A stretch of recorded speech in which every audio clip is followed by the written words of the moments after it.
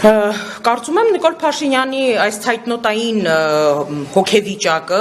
բացառապես պայմանավորված է կոնկրետ Գագիկ Ծառուկյանի Բարգավաճ Հայաստան կուսակցության բարձր հեղինակությամբ, ռեյտինգով եւ սոցիոլոգիական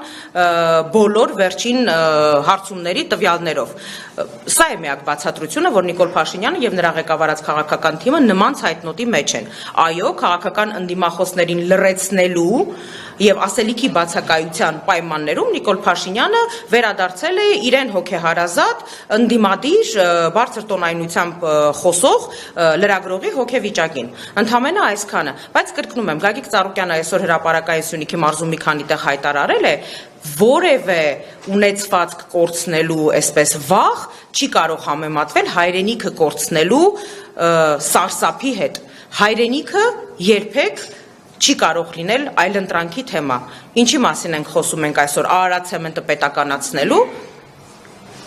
թող պետականացնեն։ Բնականաբար իրավական գործընթացով մասնագետները կգնան 25 տարի այդ գործընթացը տեղի է ունեցել եւ հիմա նախընտրական քարոզարշավի այս շրջանակներում նրանք հիշել են այդ մասին։